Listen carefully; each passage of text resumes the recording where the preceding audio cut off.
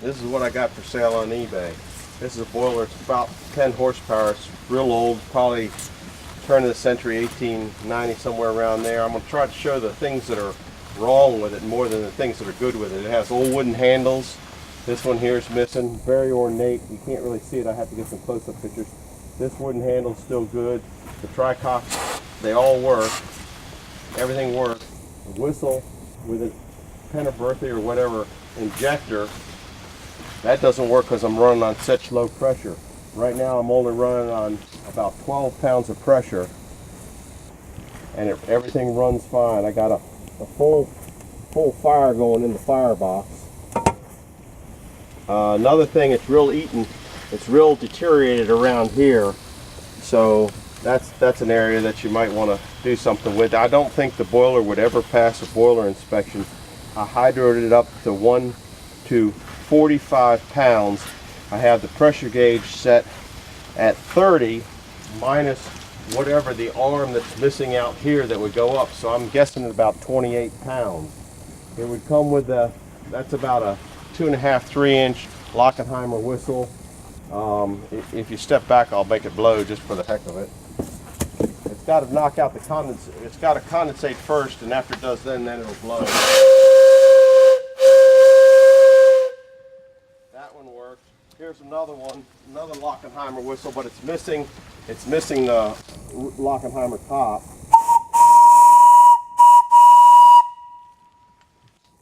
That's about it on the boiler. It has a couple valves off the back, valved here. I'm running steam line here to the two engines because it's just easier than hard lining it.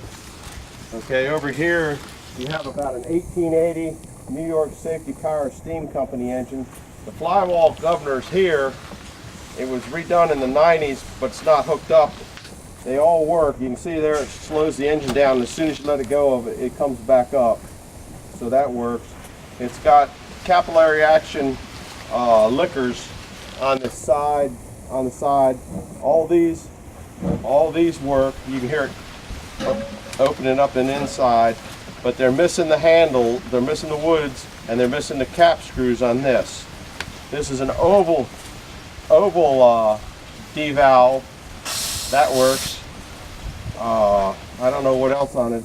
So it's got a 1-inch Pickering. The thing just runs sweet.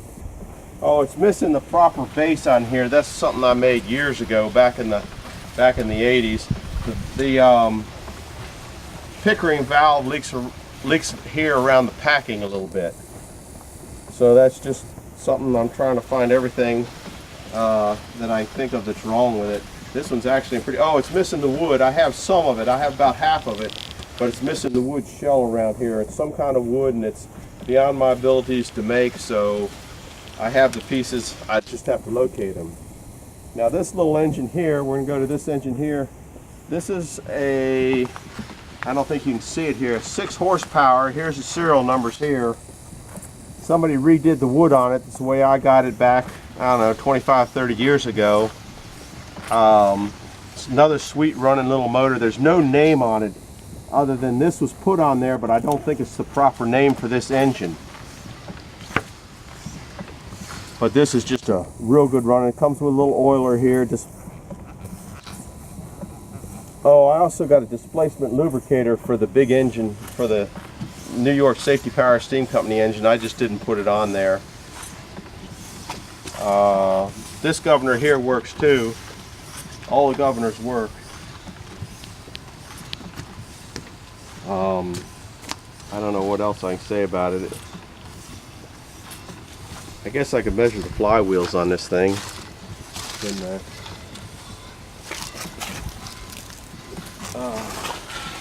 The flywheel looks to be about a 24-inch flywheel. It's about a 24-inch flywheel, and the drive wheel is about 13 inches and about 6 inches wide. The flywheel is about 6 inches wide. Let me go back and measure the New York Power one. This flywheel here is about 23 and a half, and it's about 4 inches wide. We'll go to the third engine over here. If you see here, I put pressure gauges on just to see what's going on. This pressure gauge is actually, it starts out at 2 pounds, so this engine's running between a little bit of nothing and about 5 pounds. This is a real sweet running little engine here. This one here, I believe, is 12 horsepower. I think that's what it says over here, 12 horsepower, but I'm just not quite sure. Somebody must have had this D valve plate open because it's upside down. This flyball governor works also, not hooked up as you can see. This one has a displacement lubricator, which keeps the engine oiled inside. It kind of speaks for itself. This one, the flywheel is about 30 inches and about 6.5 inches wide. The drive wheel is about 18 inches and about 8.5 inches wide. I do believe that this engine and that engine are the same manufacturers. They almost look identical. But the flyball governor up here, it works. If it was spinning, it would shut that engine. See, it'll shut the engine right down. All the little blow-offs here seem to work pretty good. That one's got a little bit of condensate in it. These work good on this one. There's some over there too. I'm not going to pop them. I guess if you can get an overall picture, if you can see the boiler right now, I'm still running on 10 pounds and all the engines are running. This gauge here seems to be real good in pressure.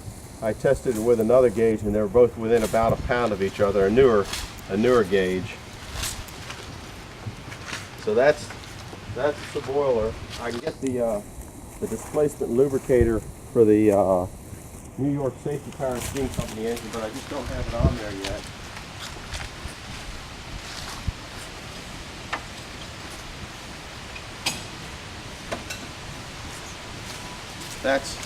This is the one for the New York. It's also missing. Everything's good on it. It doesn't seem to be busted here in any way. The handles are missing though. The sight glasses are good. This one's, I can't read the name on it, but it doesn't look like it's been soldered.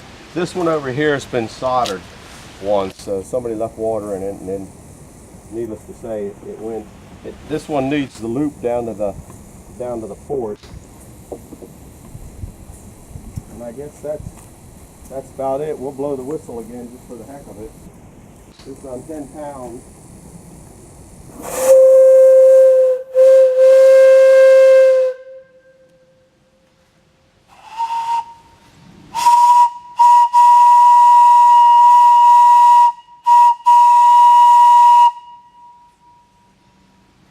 That's about it. That's the steam engines that I'll be putting on the sail.